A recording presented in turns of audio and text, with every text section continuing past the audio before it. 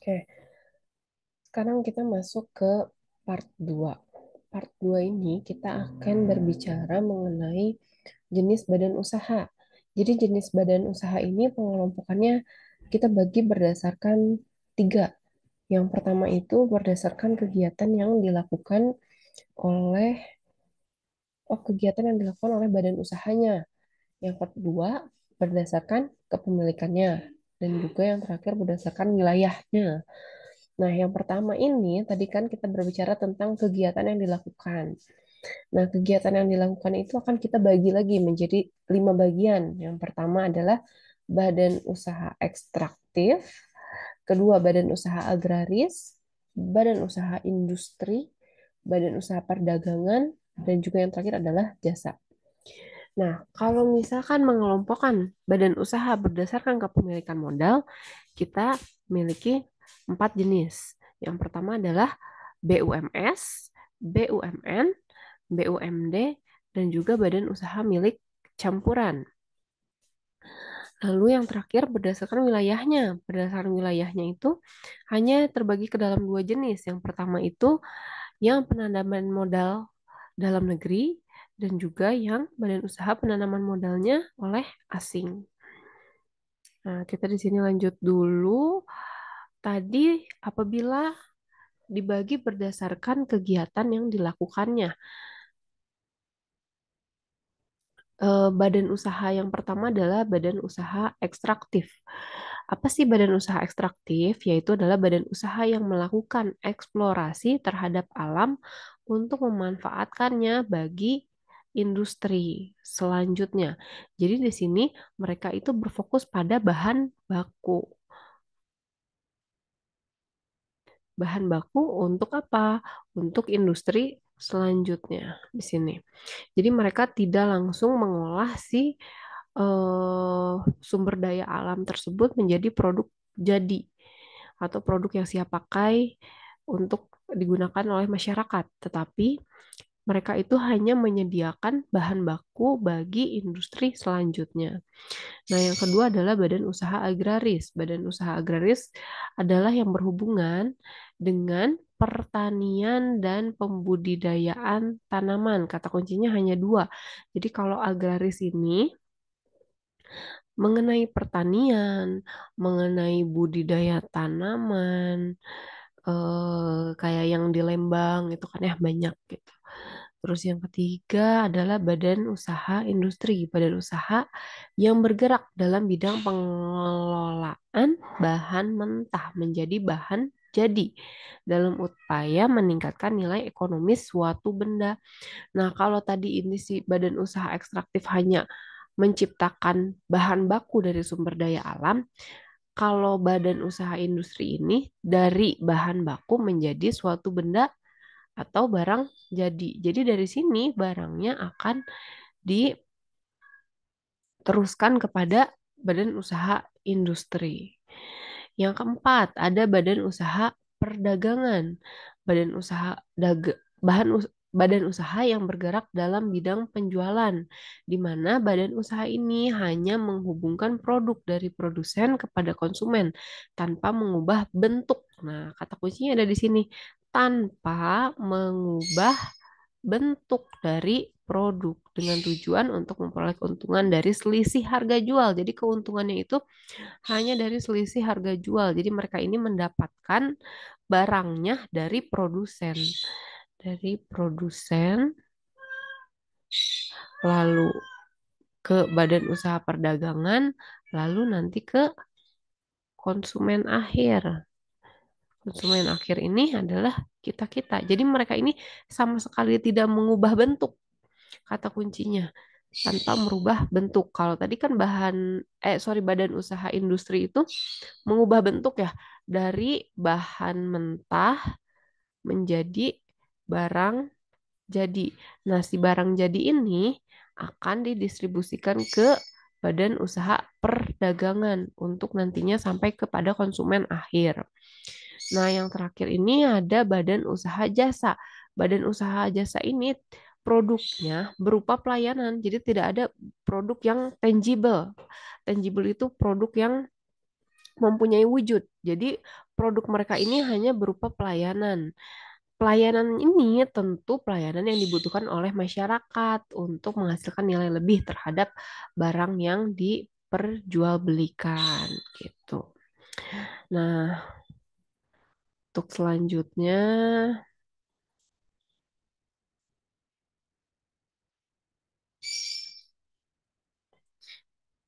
berdasarkan kepemilikan modal. Jadi, badan usaha berdasarkan kepemilikan modal ini terbagi ke dalam 4 jenis. Yang pertama adalah BUMS. BUMS ini modalnya berasal dari pihak swasta. Swastanya itu bisa swasta nasional maupun swasta asing atau internasional. Dengan tujuan pendirian usaha adalah memperoleh keuntungan yang sebesar-besarnya. Sebentar ya, maaf. Yang kedua adalah badan usaha milik negara. Oh, pasti udah pada tahu dong ya, di BUMN ini banyak ya contohnya ya. Nanti ini akan menjadi tugas kalian pada sesi kali ini. BUMN ini adalah badan usaha yang sebagian besar modalnya bersumber dari pemerintah atau negara, tapi biasanya tidak 100% dimiliki oleh pemerintah atau negara. Jadi tetap ada investor di dalamnya. Tapi tetap mayoritas sahamnya atau modalnya dimiliki oleh pemerintah dan negara. Yang ketiga, ada badan usaha milik daerah. Kalau tadi ini kan milik negara ya. Milik negara itu artinya milik Indonesia. Tapi kalau BUMD ini dimiliki oleh daerah, baik pemerintah provinsi, jadi tetap sama-sama milik pemerintah, tapi pemerintahnya bukan yang nasional, atau dimiliki kota. Jadi misalnya suatu perusahaan yang dimiliki oleh Jawa Barat gitu ya, kan ada bank gitu kan milik Jawa Barat, konstruksi milik Jawa Barat khusus. Jadi mereka itu apa yang membuka usahanya, membuka cabangnya berkonsentrasi di daerah tersebut gitu. Nah, BUMD ini diadakan untuk mendukung kemajuan ekonomi daerah. Jadi mereka berfokus kepada kemajuan ekonomi daerah. Tapi bukan tidak mungkin suatu BUMD eh, membuka cabangnya atau pelayanannya di luar daerah tadi daerah ekonomisnya mereka gitu. Bukan tidak mungkin gitu, tapi mereka akan berfokus terlebih dahulu kepada daerah di mana tempat dia berdiri.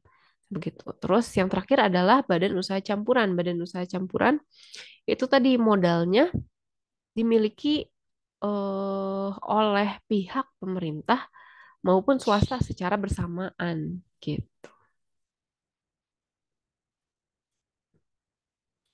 Ini adalah jenis perusahaan berdasarkan bentuk usahanya. Kalau tadi kan yang pertama apa? Berdasarkan kegiatannya. Yang kedua berdasarkan kepemilikannya. Nah, ini yang terakhir, jenis perusahaan berdasarkan usahanya.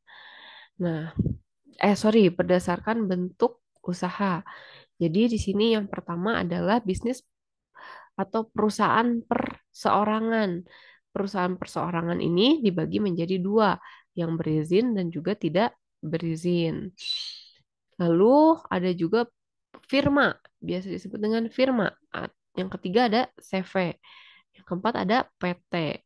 Lalu yayasan, koperasi, dan juga perusahaan negara. Ini akan kita bahas di slide selanjutnya. Nah, yang pertama ini ada perusahaan perseorangan. Perusahaan perseorangan dibentuk atau didirikan oleh seorang pengusaha dengan atas namanya sendiri. Tadi juga ya namanya perseorangan. Jadi namanya juga atas nama perseorangan.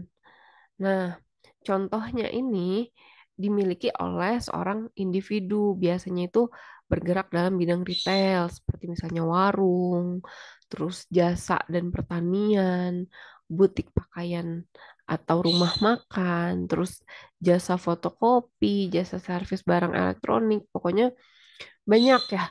Itu dimiliki oleh perseorangan.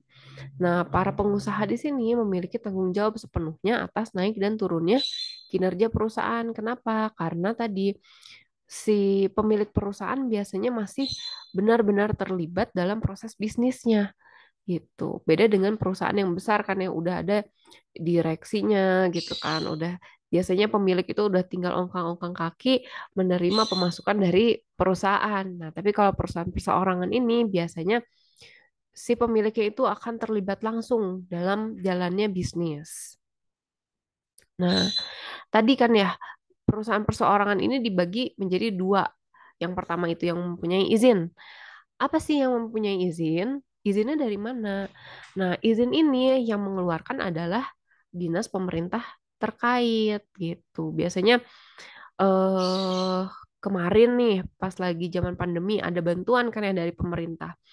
Bantuan aduh saya lupa namanya. Jadi bantuan untuk UMKM dapat satu bulannya itu 2 juta. Biar apa? Biar ekonominya tetap bergerak gitu. Kan kemarin pada saat pandemi itu sedikit banyaknya para pengusaha itu sangat terdampak ya. Ya mereka goyah gitu bisnisnya sehingga terjadilah PHK besar-besaran. Untuk menghindari hal itu, pemerintah memberikan bantuan ya tadi 2 juta itu untuk apa? Untuk tetap perusahaan perseorangan ini bisa berputar, bisa berputar dan menjalankan bisnisnya, jadi punya modal lagi gitu. Nah, tadi apa sih izinnya? Izinnya itu adalah tanda daftar perusahaan atau disebut juga TDP. Atau yang lebih lazim kebanyakan itu menggunakan SIUP. SIUP itu surat izin perusahaan usaha perdagangan gitu. Nah, selain tadi ada bisnis perseorangan yang berizin, ada juga yang tidak memiliki izin. Mereka ini eh apa yang merasa tidak perlu untuk mengurus perizinan perusahaan gitu karena mereka sudah puas dengan skup perusahaannya dan tidak ingin ekspansi begitu. Contohnya apa? Contohnya itu pedagang-pedagang emperan, kaki lima, penjual asongan, dan juga warung-warung sembako. Tapi kalau sekarang sih ya warung-warung sembako sih kadang udah mulai ya untuk mendaftarkan dan mendapatkan izin dari tadi dinas terkait gitu. Apa sih kelebihannya? Kelebihannya itu tadi keuntungannya dapat dimiliki sendiri. Jadi seluruh keuntungan itu ya punya si owner gitu. Lalu kepuasan menjadi milik pribadi kalau perusahaannya mempunyai laba yang tinggi, ya tentu kepuasannya akan menjadi milik pribadi. Tapi kan kalau misalnya perusahaannya rugi, ya berarti tanggung jawabnya juga tanggung jawab pribadi begitu. Yang ketiga, fleksibilitas tinggi dalam menjalankan usaha. Kan tadi ketika perusahaan masih perusahaan perseorangan tidak belum biasanya memiliki sebuah SOP atau memiliki jam kerja gitu kan. Jadi biasanya ya ketika si ownernya mau tutup dulu karena ada masalah pribadi, ada kepentingan pribadi, itu ya tinggal tutup aja gitu. Fleksibilitasnya tinggi. Kita mau buka jam berapa, mau tutup jam berapa itu tergantung kepada kebijakan pemilik perusahaan perorangan tadi. Yang keempat adalah terjaganya kerahasiaan perusahaan. Ya tentu ya sebetulnya kan banyak perusahaan yang tadi di dalamnya itu penuh rahasia. Penuh rahasia apa? Saya pernah cerita ya tentang perusahaan yang pengen rugi. Perusahaan yang pengen rugi karena mereka itu perusahaan yang menggelapkan dana gitu. Nah, tapi kan untuk menggelapkan dana itu kan banyak sekali yang harus dilakukan gitu kan, memanipulasi keuangan dan sebagainya gitu. Nah, untuk perusahaan perorangan ini ya tadi kerahasiaannya itu bisa ditutupi gitu karena manajemennya manajemen tertutup. Mereka itu mau ada rugi, mau ada salah hitung, tidak perlu melaporkan kepada siapapun gitu. Untuk kekurangannya itu semua tanggung jawab itu merupakan tanggung jawab pebisnis sehingga tanggung jawab pebisnis itu tadi tidak terbatas. Jadi kalau misalnya eh, ada suatu hal negatif yang terjadi dalam perusahaan, ya yang bertanggung jawabnya itu adalah pebisnisnya atau ownernya sendiri. Yang kedua adalah sumber keuangannya terbatas. Ya tadi karena pemiliknya hanya seorang, hanya perorangan, otomatis modalnya juga terbatas. Beda dengan beberapa orang yang berkumpul untuk melakukan sebuah kegiatan usaha, maka mereka dapat eh, apa ya modal yang lebih besar lagi. Lalu keterbatasan manajemen bisnis. Em, Tadi ya keterbatasan karena skupnya juga kecil. Gitu. Kita lanjutkan. Kelangsungan bisnis kurang terjamin. Tadi kan fleksibilitasnya tinggi, mau tutup kapan aja, mau buka kapan aja itu terserah daripada si pemiliknya. Tapi karena tadi terlalu fleksibel, tidak ada SOP, tidak ada sistem yang benar-benar jelas di dalamnya, maka kelangsungan bisnisnya juga kurang terjamin. Ya tadi bagaimana kualitas dari si orang yang menjalankan usaha tersebut. Nah, yang terakhir adalah sedikit kesempatan berkarir bagi pegawai. Jadi, pegawai itu karena perusahaannya masih kecil, otomatis jenjang karirnya pun terbatas gitu. Yang kedua tadi kan kita udah ngomongin perusahaan perorangan. Sekarang kita akan move ke persekutuan firma. Apa sih persekutuan firma? Ini adalah persekutuan perdata untuk mengoperasikan usaha antara dua orang atau lebih dengan nama bersama. Kalau tadi bisa aja kayak misalnya eh nama orang misalnya Asep gitu ya, toko Asep gitu. Nah, itu bisa saja gitu. Nah, tapi kalau misalkan firma ini yang mendirikan misalnya Asep, Ujang sama Agus misalnya, nah nggak bisa memakai salah satu nama dari mereka, tetapi harus memakai nama bersama. Nah, karena namanya juga nama bersama, tanggung jawab setiap anggotanya tapi tetap tidak terbatas dan keuntungan yang dihasilkan nanti akan dibagi secara rata. Nah, persekutuan perdata adalah perjanjian yang mengikatkan diri untuk menyetorkan sesuatu kepada persekutuan dengan tujuan untuk mendapatkan manfaat atau keuntungan. Tadi kan menyetorkan sesuatu biasanya yaitu modal. Modal itu tidak hanya uang ya, bisa juga tenaga, bisa juga barang gitu. Lalu firma itu didirikan dengan akta otentik yang dibuat di hadapan notaris. Lalu harus didaftarkan di Panitera Pengadilan Negeri setempat. Firma ini merupakan badan hukum, maka tidak memerlukan, oh sorry, firma bukan merupakan badan hukum, maka tidak memerlukan pengesahan dari Kemenkumham.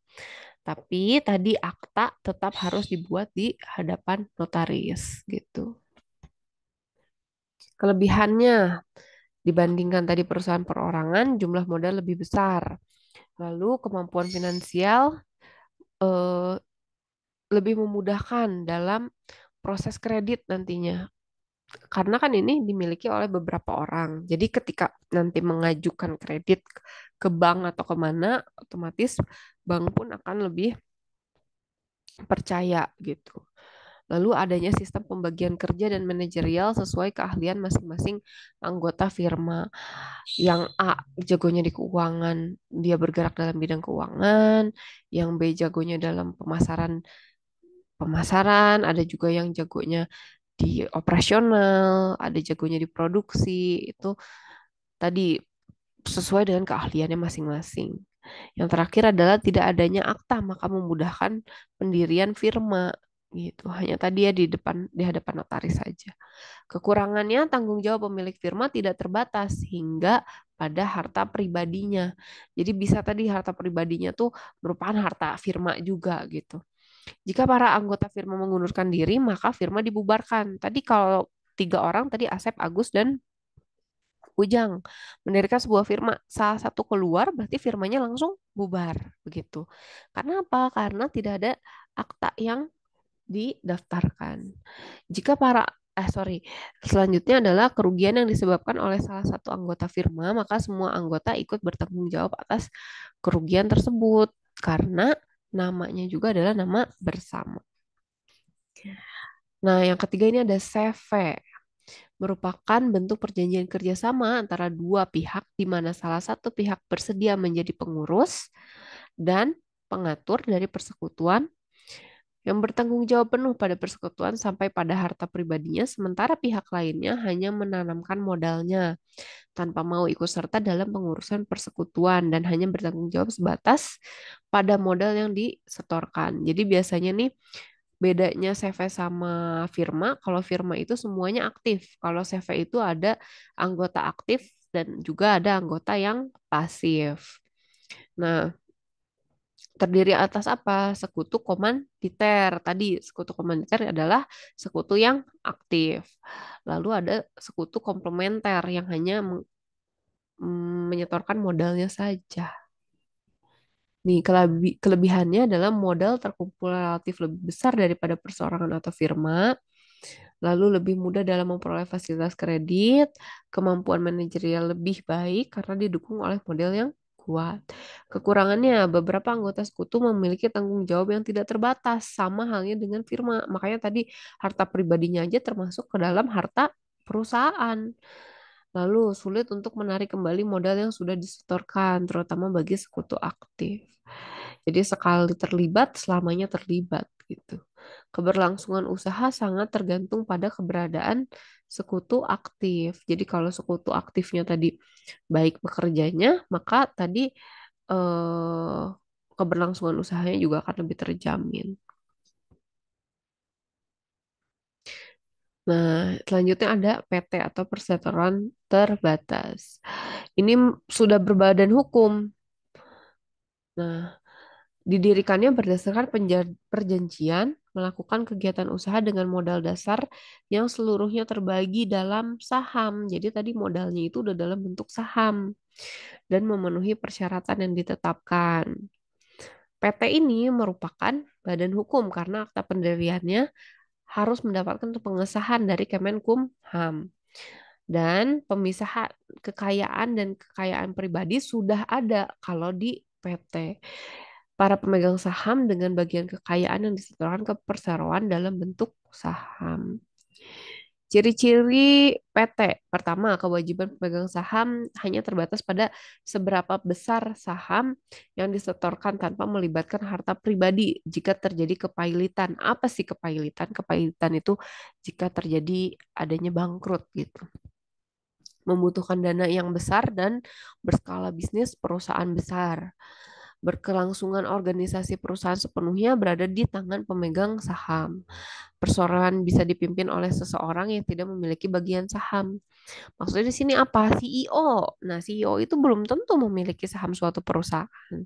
Tapi alangkah baiknya CEO memiliki saham. Jadi dia merasa terlibatnya itu lebih karena ada harta dia di dalam situ. Maka dia akan berusaha lebih untuk menciptakan keuntungan yang besar gitu. Karena dia juga ingin dirinya dia ikut makmur gitu sesuai dengan jalannya perusahaan.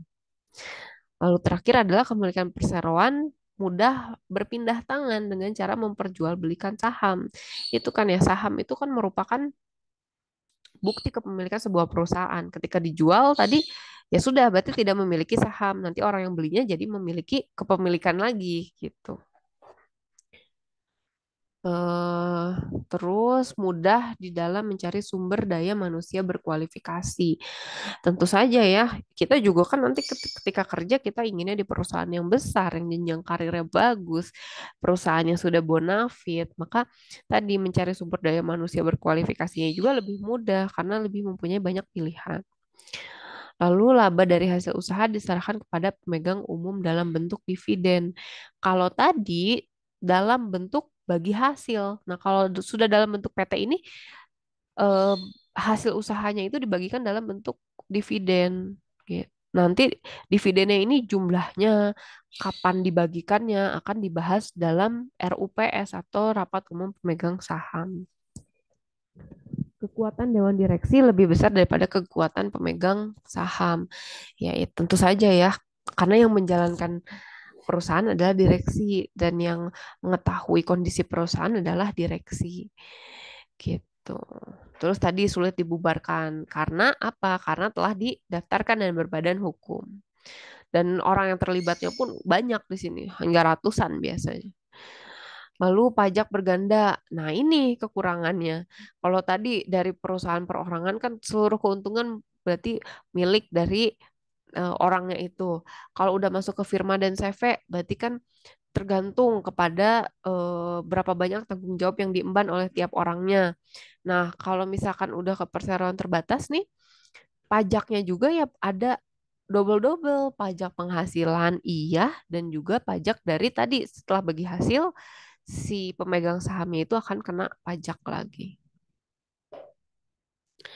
Nah, PT itu harus memenuhi unsur-unsur badan hukum seperti yang ditentukan dalam Undang-Undang Perseroan Terbatas, seperti organisasinya itu harus teratur, mempunyai organ-organ yang jelas, siapa direksinya, siapa komisarisnya, siapa apa ya orang-orang yang ada di dalam manajemennya itu harus sudah teratur. Terus kekayaan sendiri, perseroan memiliki kekayaan sendiri berupa modal yang disetorkan oleh pemegang saham. Maksudnya kekayaan sendiri ini tadi kekayaannya itu sudah berpisah kepada owner. Jadi kekayaannya itu merupakan hartanya itu merupakan harta dari perusahaan. Nah, harta perusahaan ini bukan berarti harta pemilik gitu, sudah berbeda gitu, sudah terpisah. Yang ketiga adalah melakukan hubungan hukum sendiri. Status badan hukum perseroan diperoleh setelah akta pendirian perseroan disahkan oleh Menteri Hukum dan HAM sebagai badan hukum melakukan hubungan hukum sendiri dengan pihak ketiga yang diwakili oleh direksi.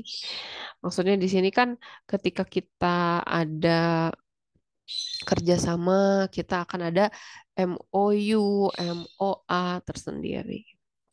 Lalu yang terakhir adalah mempunyai tujuan sendiri. Tujuannya itu ya kembali lagi lah sebetulnya memperoleh laba. Hmm. Dalam PT itu ada beberapa istilah atau beberapa hal yang tidak ada di dalam jenis perusahaan lainnya. Yang pertama adalah RUPS. RUPS itu merupakan organ PT yang mempunyai wewenang yang tidak diberikan kepada direksi atau dewan komisaris dalam batas yang ditentukan. Nah, RUPS ini digelar secara tahunan, diadakan paling lambat 6 bulan setelah tahun buku dari RUPS lainnya yang dapat diadakan sewaktu-waktu berdasarkan kebutuhan. Biasanya RUPS ini tuh membahas apa aja, membahas bagaimana sih kinerja perusahaan 1 tahun sebelumnya. Atau biasanya per periodik, ada juga yang 6 bulan, ada juga yang 3 bulan, ada yang 1 tahun. Tapi kan karena untuk menggelar RUPS ini butuh dana yang tidak sedikit, maka kebanyakan dari perusahaan itu setidaknya atau sedikit-dikitnya mengadakan RUPS ini di setiap tahun.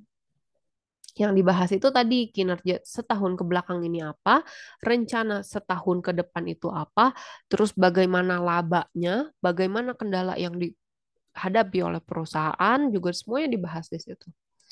Lalu ada yang dinamakan direksi. Direksi ini merupakan organ yang bertanggung jawab penuh atas pengurusan PT. Jadi wakil gitu, wakil dari pemegang saham. Lalu ada dewan komisaris, yaitu melakukan pengawasan secara umum atau memberikan nasihat kepada direksi. Jadi kalau komisaris ini biasanya kalau dalam perusahaan tidak hadir setiap hari, tapi mereka tetap memantau jalannya atau proses bisnis dari sebuah perusahaan. Nah, ini untuk kelebihan dan kekurangannya bisa dibaca ya tanggung jawab dari pemegang saham terbatas, modal yang disetor.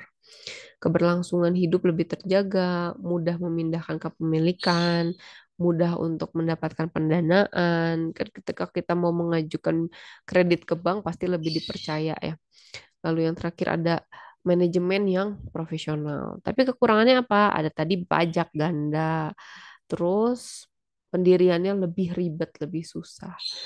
Terus kerahasiaan perusahaan kurang terjaga, terutama setelah perusahaan ini melakukan go public atau menjadi perusahaan terbuka.